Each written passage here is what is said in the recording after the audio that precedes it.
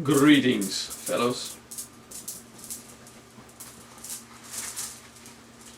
How did you appreciate your first 2 weeks of experience? You liked that? Good.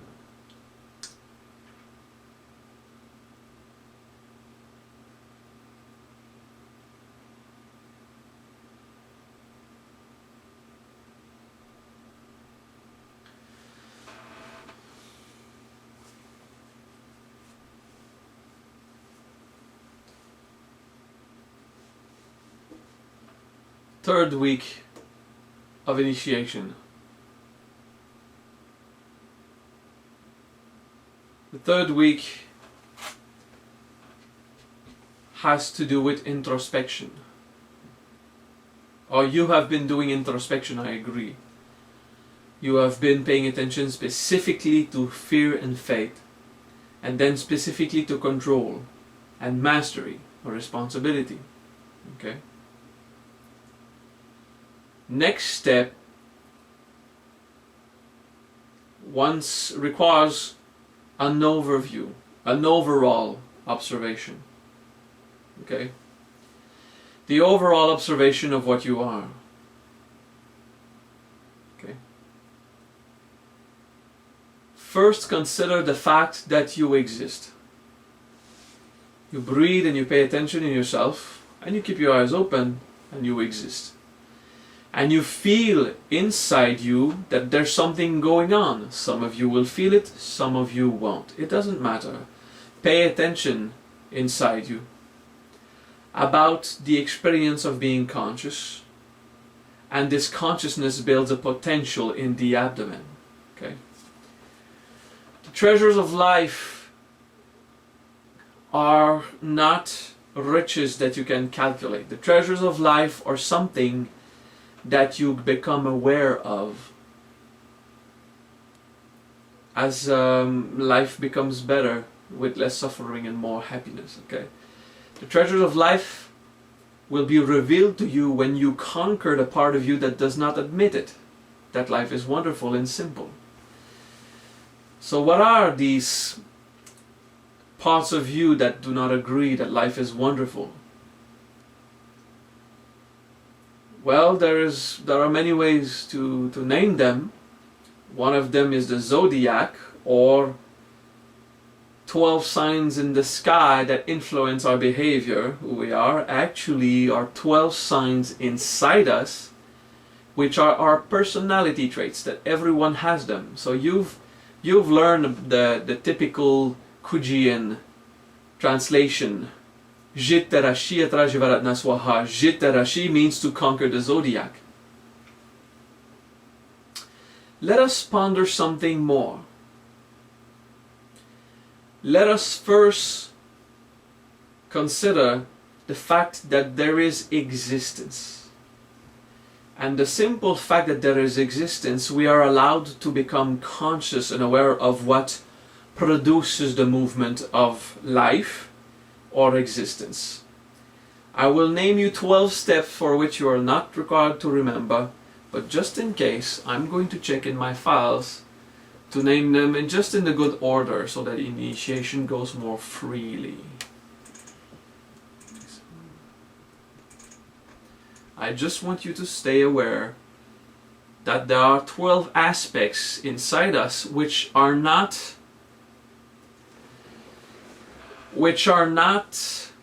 necessarily zodiac signs like we understand them. Okay?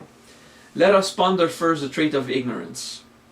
Ignorance is not the fact that I don't know her recipe, I ignore, or I don't know how to fly a plane. That is not ignorance. Okay? That's incompetence. It's just not knowing. And it is ignorance in the sense that we ignore it. But how about the term ignorance, or in Sanskrit avidya, when school was not required? Now ignorance today is when you ignore something, when you were not trained, when you don't have the information. But what when it was used in a time when no one went to school, no one went to gain knowledge, So the concept of knowledge was not related to knowing something. The concept of knowledge was about having an experience that makes you aware of something. I'll give an example.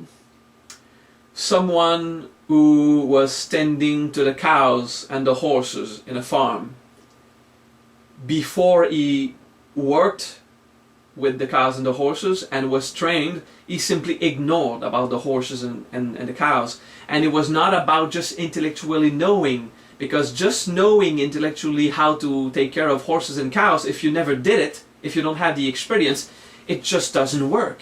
Okay? You have to go there and understanding, you get a feeling how horses and cows live on a farm. How about to ignore what is going on inside? When the concept of knowing something had nothing to do with knowledge, as we think about it today, when knowing something had to do with being aware of what's going on and having some kind of competence to deal with it. So ignorance, in this case, when it relates to something we have inside us, ignorance has to do with the concept that we have no idea what goes on inside us, and we ignore not only what goes on, but we're completely incompetent to deal with what is inside us. So ignorance in this sense, not the ignorance of not knowing, the ignorance of having no experience and no competence. Okay? So ignorance, when you did not steal, you ignore what stealing is. But until you steal, you ignore what honesty and integrity is. Okay? And when you steal or when you lie and justice comes back at you, now you know the concept of integrity in saying the good things, rightful speech, rightful actions, and not to steal people. Okay? So the ignorance of not having gone through an experience is one of the 12 aspects that we have to ponder. I will not be as extensive on all the 12 aspects. I want you to just start with the first one. To consider that to resolve anything, we have to know about it. And to know about it in the mind, intellectually, like today we say, I know it, I've learned it. No, it doesn't work. To know it for real is to have experienced it, and for the experience to mean something that is tangible for consciousness, for mind, for feeling, for heart, and even in the body, for a body to have an experience. Okay?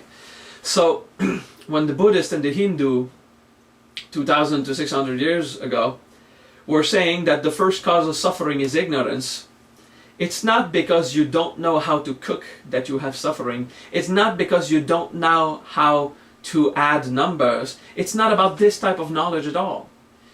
Ignorance is the absence of knowing what is life and what life is about and how to deal with life. And of course the flowing of birth, growth, life, expansion, depletion, decrease, decay, and death, and all over, and all those things. Okay? So the first cause of suffering is ignorance. We simply want to define ignorance for what it really is when we use the Sanskrit word avidya, meaning not having any idea what life is about. Okay? So ignorance causes suffering. What happens then? The formation of impulse and motivations. When we ignore something, we're struck by the desire to discover what life is. And through that we will go to cause karma. Okay? They also say volition in Sanskrit. I'm reading my sheet here. They say samskara, which is actually volition, the universal empowerment of actions. Okay? Samskara. It just pushes you towards experiences so that you'll discover. So therefore, ignorance is not a curse. If you consider the first experience of suffering comes from ignorance, the second cause of suffering being karma, the concept of acting, okay, or volition or will, that you will develop some kind of will and you start to do things because you'll set your wheel in movement. And we're speaking actually of a wisdom that is called the Bhava Chakra. Bhava Chakra is the wheel of birth and death. I wanted to say all the words together, it didn't work. The wheel of birth and death. Because the wheel of dirt and death is not actually the same thing. Haha, humor is good. So, volition, the ability for you to act, to want to move, okay, and to discover what sets everything in motion. What is this motion, okay, allows you to become aware. If there's ignorance and everything is standing still, if the first cause of suffering, ignorance, and everything is just standing still, you'll never discover yourself. So this is why you move your life, not so that you'll discover suffering, but so that you'll discover experience. Okay? And in the second step of the development of suffering and happiness, of course, is volition or samskara, or the will to produce action. Then, third cause of suffering, consciousness. Because from ignorance and stillness, you were moved, but still you did not know how to handle it.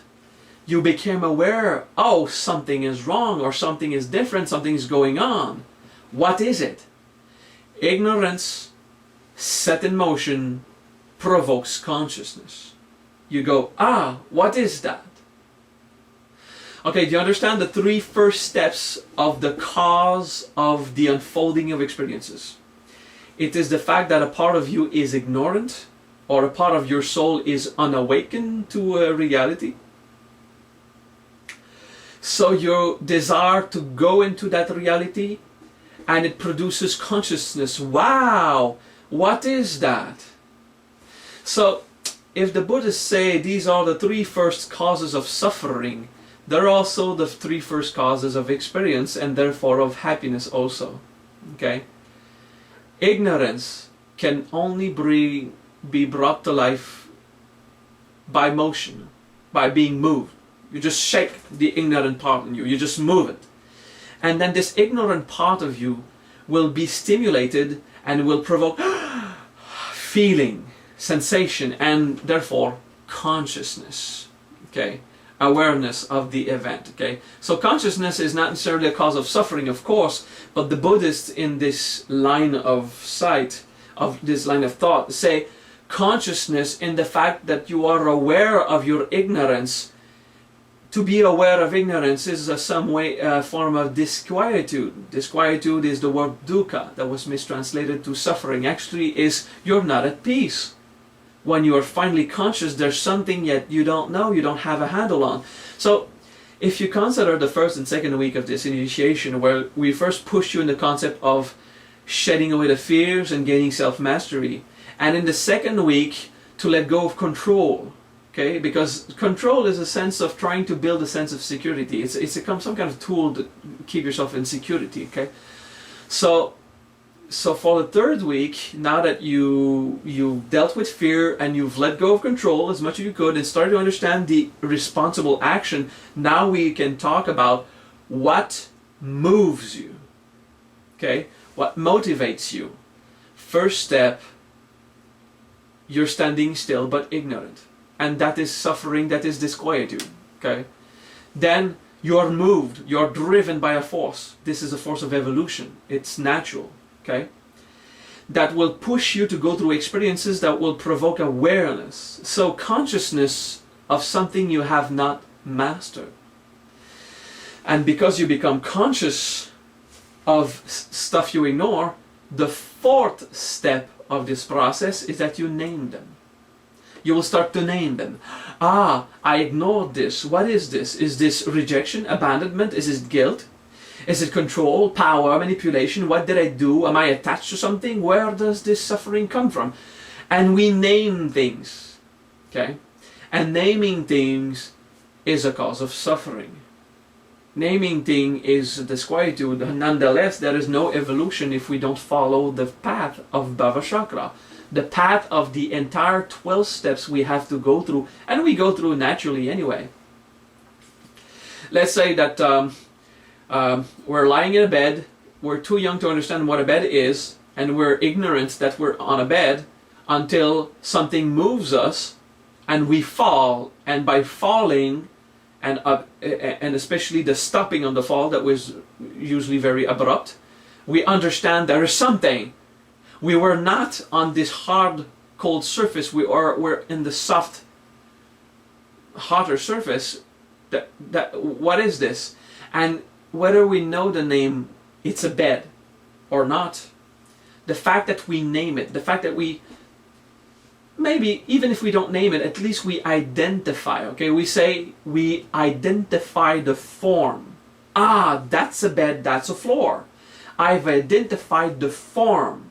Okay, this is the fourth step, and 4 has to do with form. In Sanskrit we say namarupa. Okay, namarupa is the name and the form, or the objects that we have created on our mind to represent suffering came because of the floor, I should stay in the bed. Okay, I was ignoring, I was in a comfortable place until I was thrown out by a desire to discover life. Actually, as a baby or as a child, we don't want to throw ourselves out of the bed. We just don't understand. We ignore that there is possibilities of suffering, and we just want to enjoy being in bed and moving, and at one point we move beyond the borders of comfort and there is pain.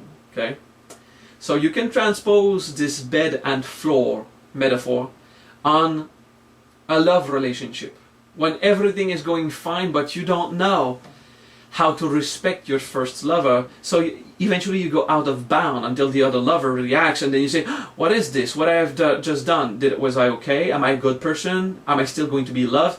And we will name this arrogance, we will name this disrespect, we'll name this unawareness, but nonetheless, if you were forced to go identify behaviors in yourself, form of action, form of word, form of interaction, whether you name them or not, it becomes an existing concept of a form, of a way of acting that you have identified. You needed to be pushed in that direction, and of course, if it provoked awareness, it's because you ignored before what you did, and you saw that there was suffering, so it provoked awakening, consciousness. Okay. So the question is, what moves you? What moves you is freedom, is ignorance. Ignorance is your motivation, the fact that you just don't know how to behave. You don't know how to handle a budget until you're faced with the suffering of not handling a budget. You don't know how to handle communication until you're faced with the suffering of not handling communication. Until, of course, some might decide to go back to the ignorance, so they just keep ignoring what goes on, but they suffer. They suffer because they are stuck in their non-communication, because they don't try to understand and master communication. If your first reaction would be, I'm not going to speak to anyone anymore because it hurt. Okay? If your first provocation of consciousness would not have been suffering, but happiness, you communicate, you feel so wonderful to communicate, then you'll have the reflex, I want to communicate more. And then that will push you in other areas of arrogance, because with your first motivations to communicate when you're a child, you don't know where it is appropriate to communicate or not, and some have developed systems of politeness that cause suffering and happiness. So the first 4 steps make sense. Contemplate the fact that if you are driven, it's by ignorance. Ignorance is a standing still state where nothing happens. And then life moves you, and you are moved, usually you're moved by nature. You're moved by a will to enact something. Okay? Before we awaken spiritually, we are simply moved by forces of nature. So evolution and provocation of awareness and consciousness just happens or doesn't. And that's kind of being, let's say that we're enslaved. Okay? We are at this point, we are enslaved to suffering. The metaphor of Adam and Eve. The metaphor of Adam and Eve is a good one. The fact that they wanted to discover, they were in ignorance, and there was a tree, the Kabbalistic tree, and for Kabbalists the tree is just a structure that rises and expands and grows. So this tree of the knowledge of what is good and evil, we have to understand there, good and evil are very new words, okay? Before we had the idea of evil, these were the words that were used in Latin, and way before that it was the tree of what is happy and what is suffering, what feels good and what feels bad. Okay, it was not good and evil like angels and demons fighting, or as in the good guys and the bad guys. Okay, it was the tree of knowledge of what feels good and what doesn't feel good. Okay, of happiness, of sukhi and dukkha, okay, happy and disquietude, okay? In the same way, by the way, if dukkha is not always tremendous suffering, it can be just discomfort. Sukhi is not always explosive ananda, bliss. Sukhi can be just simple and just that, and it's happiness nonetheless, okay? So this idea of Adam and Eve are the metaphors of the original concept of consciousness, which is the self and the self as the producer and the self as the receiver, as man and woman, wanted to discover what is this. There's a desire, and boom, volition happened. They had free will, they discovered, and then there was consciousness. And because they had an experience that was new, they had to identify it, so they named it, okay? Because this experience took form. Okay, took shape. So, what is the fourth aspect? It's to name things. We'll go quickly. At this point, we have the toe experience. Okay, we have the first aspect, Om Jitara Shiyatara Jivaratna Swaha, which is to conquer the zodiac, will reveal the treasures of life. If we conquer the zodiac, is the 12 aspects, we say the 12 animals, the 12 signs in the stars, but actually are 12 personality traits, one of which desires to stay ignorant and just lay down there. The other one just wants to move, which is opposed to ignorance. The other one is conscious, is struck by conscious, and the other one is more intellectual, it will name things. And then you have a fifth concept, which is, okay, I'm going to say Shadayatana, okay, which is the concept of having objects and possibilities to interact with them. It's a concept more developed than we think, okay? So let's say our abilities to have interrelation with concepts. From this point, we would say that the first abilities we have, the first faculties, the first means that we have to interact with objects would be the six senses. The five senses, which is the physical senses that we know about, and the sixth sense is mind. Okay? So, the more you will go in this, the more we get in contact, the more we have feelings, the more we go and interact with this entire system, the more we are enslaved, if you want, to the idea of suffering and happiness. We're enslaved to the idea that there's something outside of us that grasps us. So, although in ignorance there was nothing outside that could trouble us, and because of movement there was happiness and there was suffering, and because of this movement there was consciousness and awareness that awakened, okay? And then we could start having a relationship with the outside. We have been all along speaking of the power of separation. What provokes you to move, you can only move in the concept of dimension, and dimension means separation. One thing is at another place than another one. or at another time that another one. So this idea of dimension, of moving, of form, of existing in a conscious reality also means to be in a world of separation. Okay? And the world of separation is not something bad. It's something that provokes consciousness because of the different interactions we are faced with. Okay? So, the first time that a baby walks on grass, it cries. It cries terribly. Because when a baby starts to walk, it usually is on a flat ground. And when it walks on grass, each little grass spike is like a shard, sending tremendous amount of information to the feet at each point. So they're like walking on nails, traversing their skin. Okay, it's extremely awful. When I saw parents wanting to push their children to walk and not understanding why are you crying? We're walking in the grass. It's so wonderful.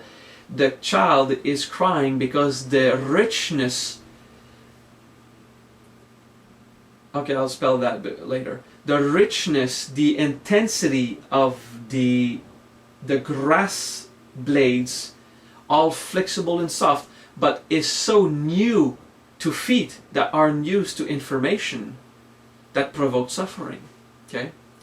So, for you, walking in the grass is so soft and gentle and wonderful, is it not? And for a child, it's new information, it's provoking. So everything new always shocks you very intensely. Okay. Someone asked me to spell the fifth step. Okay. First one, avidya. Second, samskara. Third, vijnana, which is to be conscious. They say consciousness is a cause of suffering. Actually, with no consciousness, there's no happiness either. It's just a question of thing. Namarupa, fourth, to name, form. Faculties of interaction with objects. Shadayatana, okay. S-H-A-D-A, Shada, Ya, Y-A, Tana, T-A-N-A, Shada, Ya, Tana, okay? The interaction with objects, okay? And I'm gonna stop with these 12 traits right now. I'm just telling you, before you can study in deep the 12 signs of the zodiac, the personality traits, before you can study the 12th step of the Bhava Chakra, the wheel of generation, you really need to grasp the first thing. When everything new happens, we suffer through it. When you want to absorb yourself in a blissful state of no mind, you have to suffer through it. You sit, you fix, and you try to stop thinking. And because of that, you discover the suffering that is in your mind simply because you ignore what is going on in your mind. You didn't pay attention too much, and every thought is like a striking dagger, as opposed to when you're used to fix it in meditation. Every thought is just softly flowing. The same way that every blade of grass when you first walk on grass is a terrible experience on your feet. But when you get acquainted to it, it's so soft and wonderful because it's a new level of sensation. You get your nervous system at a physical level got acquainted, okay, with it. So, doing fixity and discovering what you are, paying attention inside, is as provoking and as terrible for you as it is for a child, a newly walking child at 1 year old about to start walking on grass. Okay? So, I will not go into the 12th step. I want you to just ponder the first 3 or 4 steps. It is from ignorance that movement will happen that will provoke consciousness. And if you think about 1, 2, 3, Brahma created everything, and they say that sometimes you have to tell Brahma how to create things, because Brahma, before he experimented, he did not know how to create even a flower. He had to experiment on a whole lot of things so he could get the good feeling of, I'm gonna make it that way, and this way works, and tons of experiences in the world of creation, like with mammals and plants and life and planets and everything that was created. The Creator himself had to do experiences to experiment the various ways until some of them were beautiful and wonderful. So the Hindus say that you have to teach Brahma how to create, because most of creation just happened through research and development. When you want to manifest, you also have to teach Brahma how to create. It's a way of saying the primordial power of the One that will create all things first gave a burst of experience out of ignorance. And if you want to manifest, you need to know how to focus on what you want to manifest. Okay? And you need to learn how to create, because even Brahma did not know until the people taught him. Well, actually, the people come from Brahma, so it's like the egg or the chicken thing, you know, what came first. Considering all the creation just happened. So, from ignorance spurs a desire to move, and you get the movement in the two, which is Vishnu, which is all things created, and now in separation it moves, and there is willpower in there, and this is Vishnu, okay? And this is immense, and all the energies and all the levels of elements are there. I'm going to do a small parenthesis on the elements. There are not 5 elements, there's 1. And the same way that there are not 7 colors, but a full array of colors that makes a rainbow, there's a full array of the single element that makes all of the billions of an immeasurable amount of levels of frequency, for which we gave 5 pointers. First, a great state of beingness that was empowered, and we say that was steadfastness, and there you have earth. But this empowerment was so strong, it started to affect everything outside. Now it radiates its fire, and by influencing everything else, it just progressively became like it grasped the idea of its own immensity. So you got the inner space, you got the composition of what affects what. So you have the space where it is affected, and from that it's combined in various ways. You get the concept of cohesion of water, and this moves and convects naturally in the universe, and you got the air. Okay? But this is not 5 specific separate experiences. It is one consciousness, just of Vishnu, that just came and became and affected somewhere to combine and flow within itself. And you got the 5 elements, which are in fact one, that is in continuous permutation. Why is it in continuous permutation and movement on itself? Ignorance. It is just going there, it moves. And this ignorance provokes the various levels of frequencies and the various combinations, the various interactions and convections and movements to trigger this awareness of self. And you got the third aspect of Shiva, the gazing eye, the one that is aware of this idea of something exists, and out of ignorance this creation happened and started to move, and the movement produced something that eventually was destroyed because of the creation of something else upon it. And then you have the different forces of nature, and you've got the gaze of Shiva that understand the concept of moving, creation, modification, modulation, and destruction, and immediate destruction or progressive deterioration, and the concept of life and death and birth and death and all those things.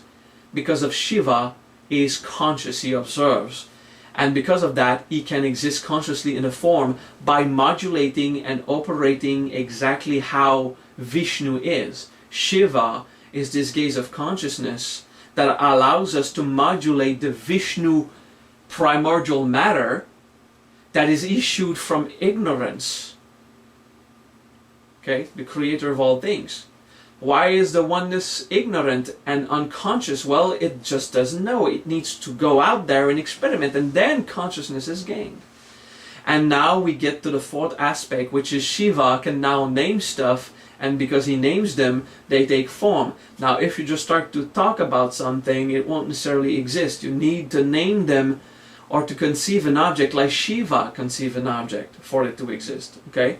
And then you'll start to interact with these objects and go even further in your attachment, and you're wanting these objects until you discover that even the pure act of creation is an act of suffering.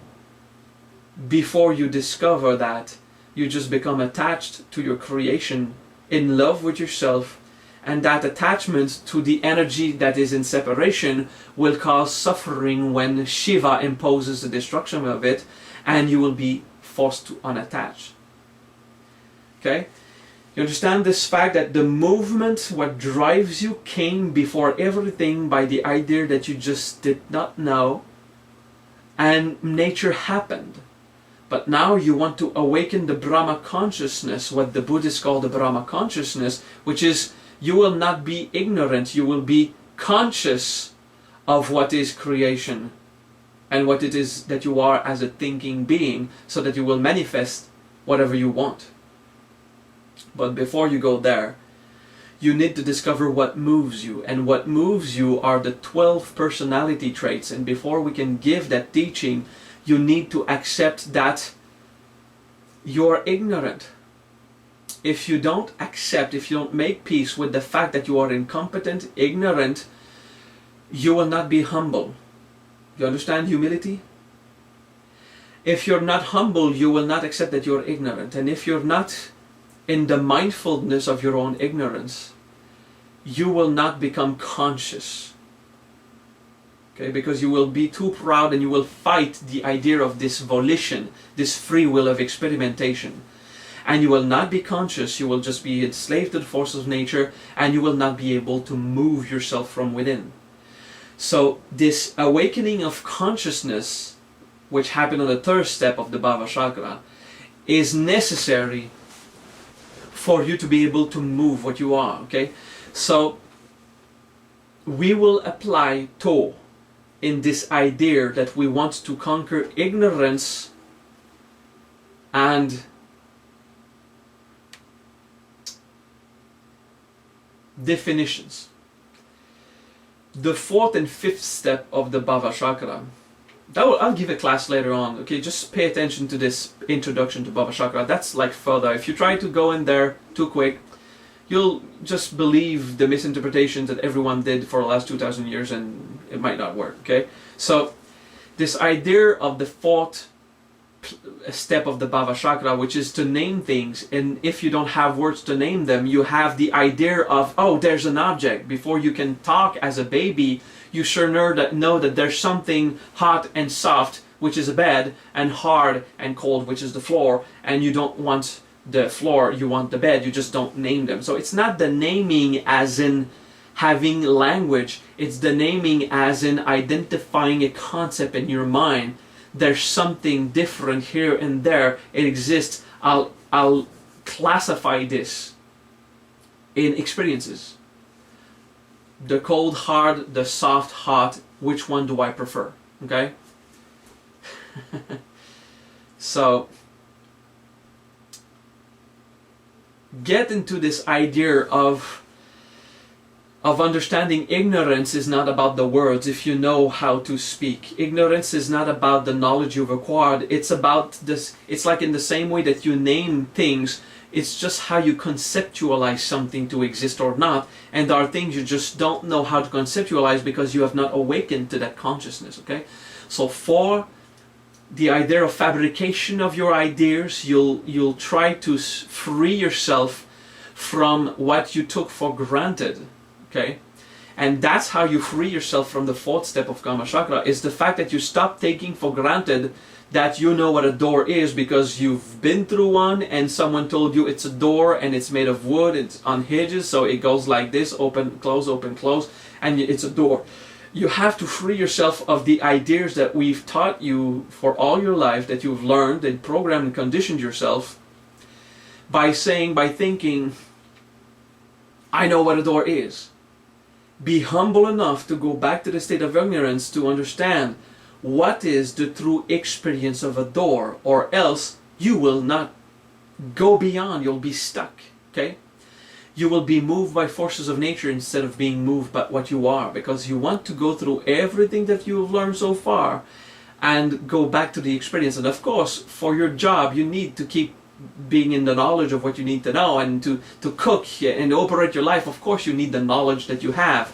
I'm not telling you to forget stuff. I'm telling you to expand on whatever you know, to try to grasp the experience of it instead of just the learning by heart that this is how it works. 2 by 2 equals 4.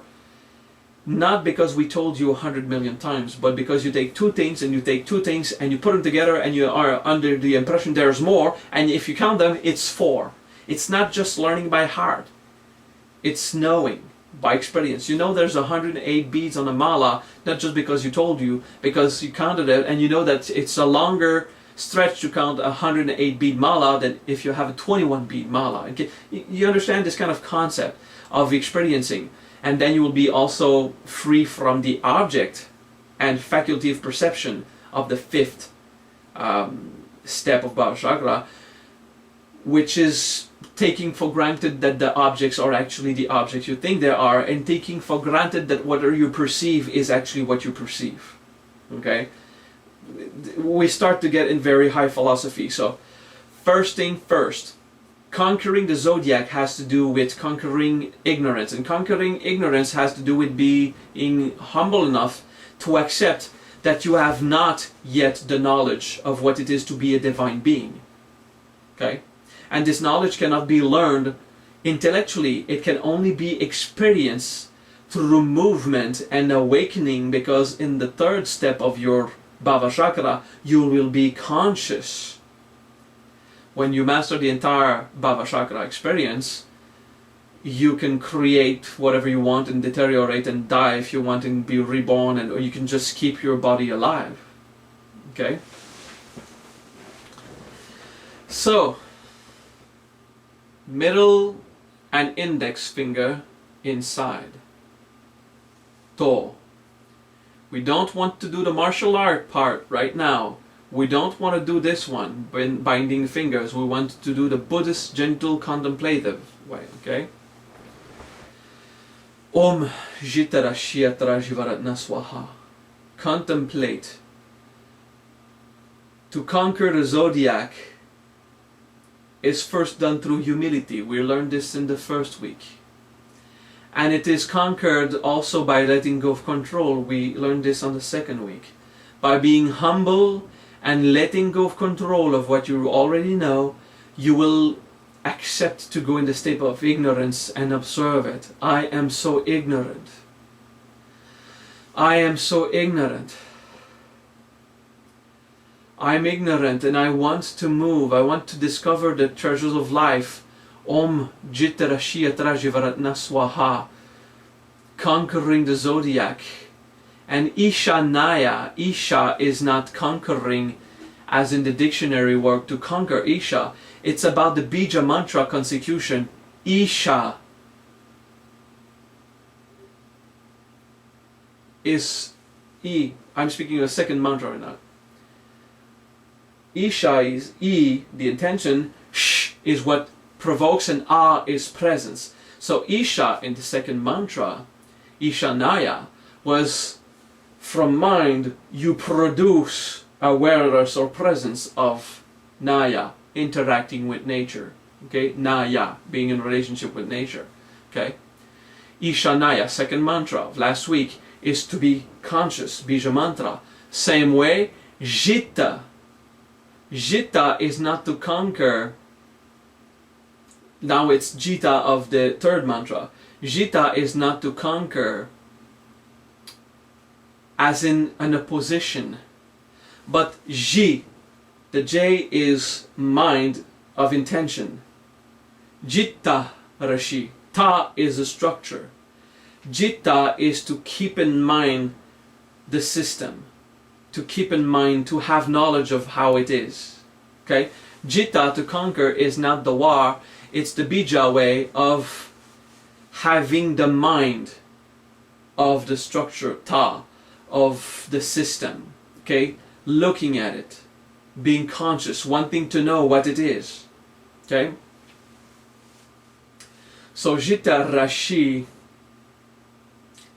will bring you to the conquering of the zodiac, and Rashi is how definitions move. Ra, defined, Shi is permuted and recreated, okay?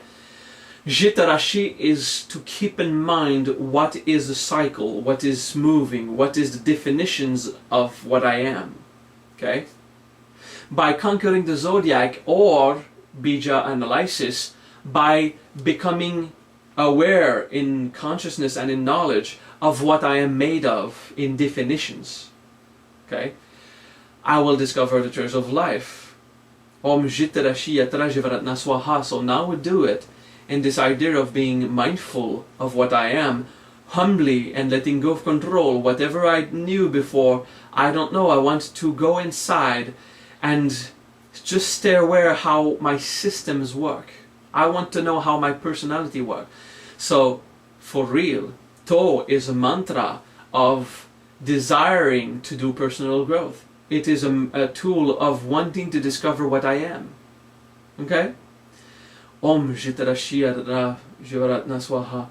Om Jitarashiyatra Jivaratna Swaha. Om Jitarashiyatra Jivaratna Swaha. Om Jitarashiyatra Jivaratna Swaha. Om Jitarashiyatra Jivaratna Swaha. Om Jitarashiyatra Jivaratna Swaha. Om Jitarashiyatra Jivaratna Swaha. Om Jitarashiyatra Jivaratna Swaha.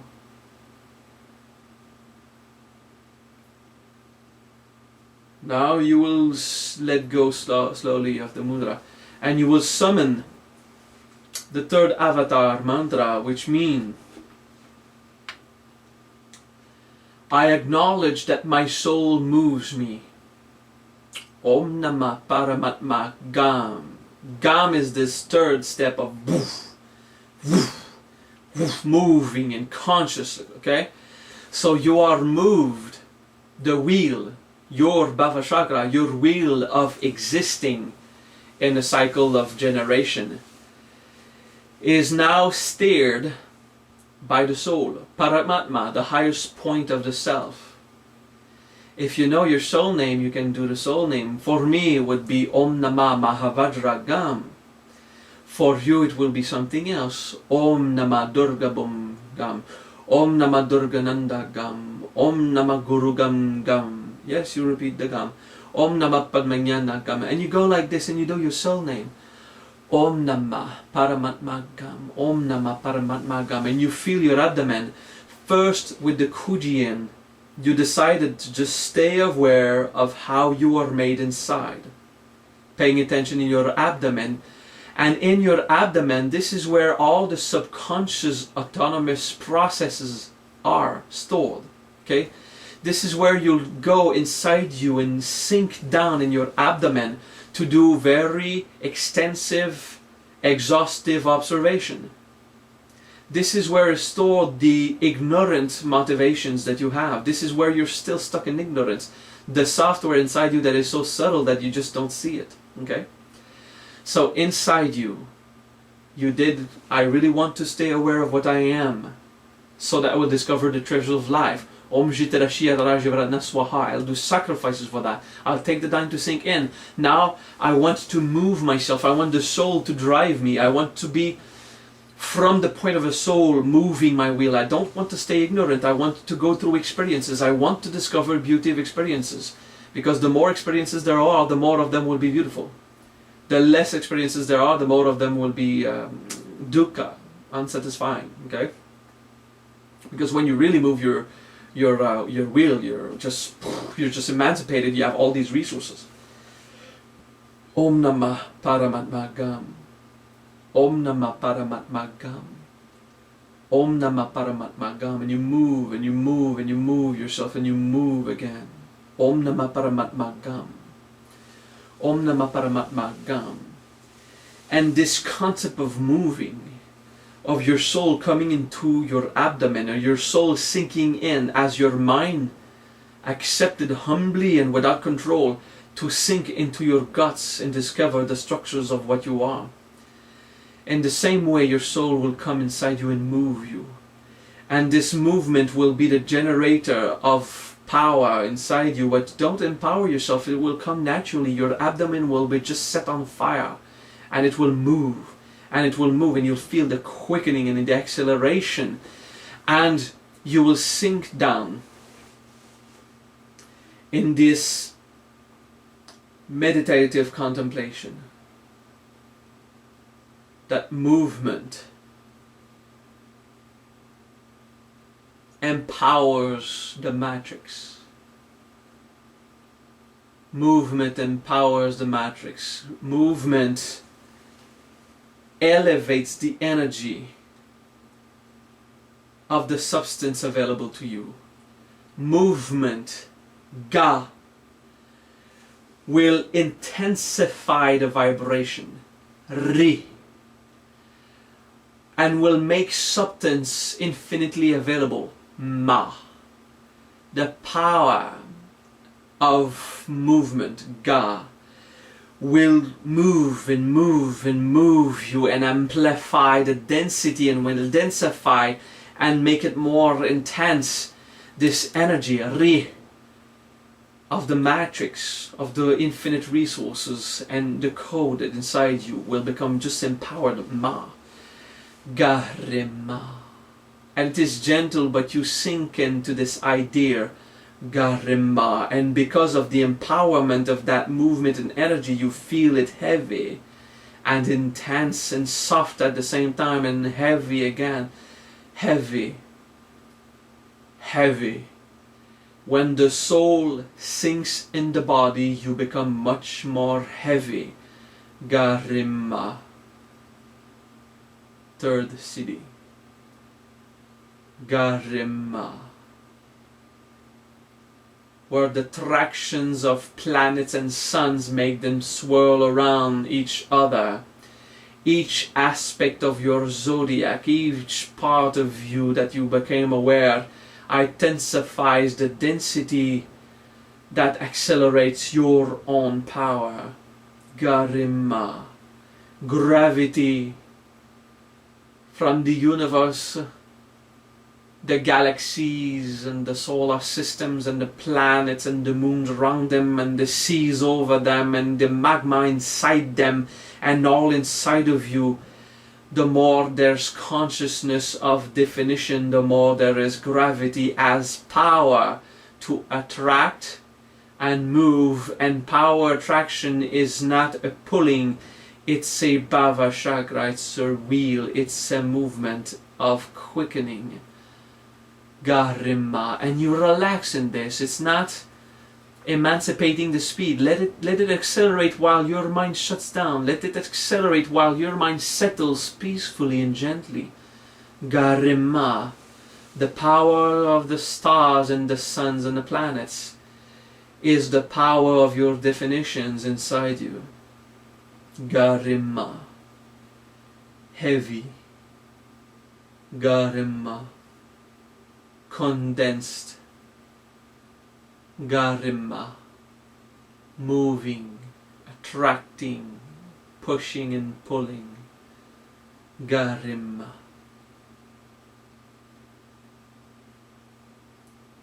Garima. Garima.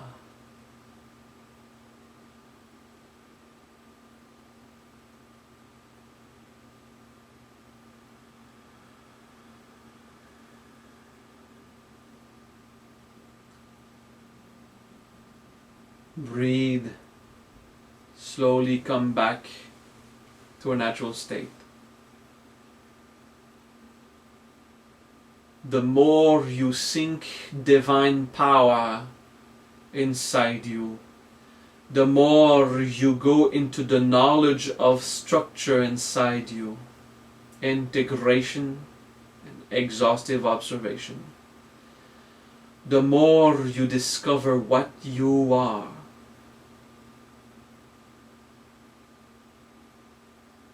And when the soul takes over the movement of that wheel, it will turn at a speed that you cannot comprehend, so just ignore it. Just don't pay attention to the speed. Pay attention to the fact that it's going so fast you could just have this intense, dense energy inside you, and you'll feel it to be heavy, and you'll feel it to be transcending, because you're unacquainted with it. You're not used to it.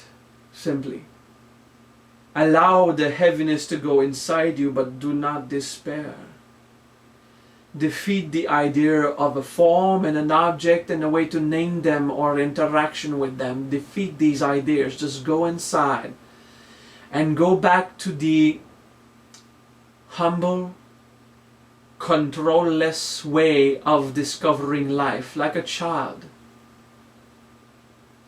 free of definition, based only on pure experimentation, allowing your soul to drive you. Om Namah Paramatma Gam. Breathe.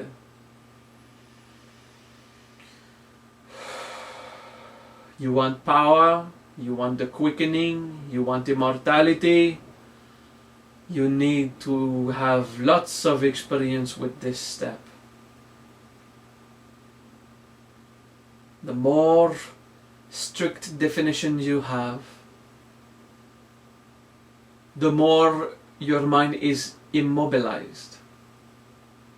The more you have definitions, the more you have specific ways of doing things and specific behaviors that you don't look at, the more you have conditionings, the more you are fixed, deprived of movement, and without movement there is death.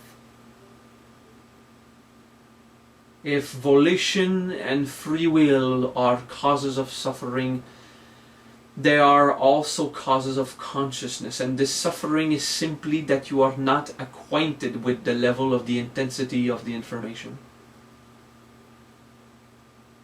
So one step at a time, get used to that level of power, and then you will find life to be so wonderful, because you will not be resisting whatever it throws at you. And because you're not resisting, life will start to throw blessings at you. It will not require you to learn flexibility anymore. You will have it.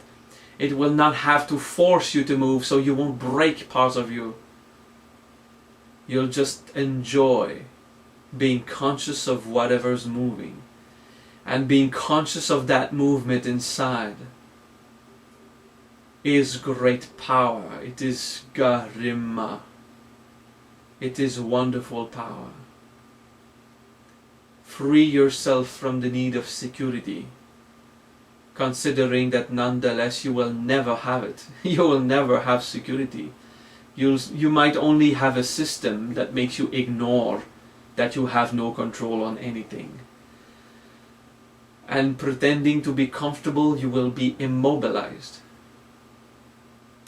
and afraid, and hoping that nothing will change, and unattached, but so attached. There will be confusion of naming one thing for another. So stay free. Stop being afraid of the unknown. Stop being afraid of ignorance. This ignorance is the source of all your power. It is the cause of movement. The movement provokes consciousness. Consciousness gives you the ability to name, or at least understand and comprehend and philosophize, which then gives you the ability to perceive, to sense, to relate to, which throws you into life. And once you master that process, it's wonderful. Breathe.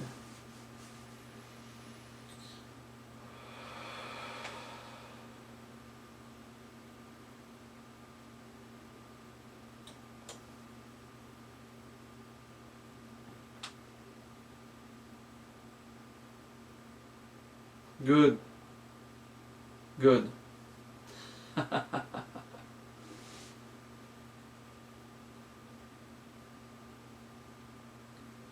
It is highly encouraged to rewatch this wisdom, because you will not be able to remember much in the mind. Okay?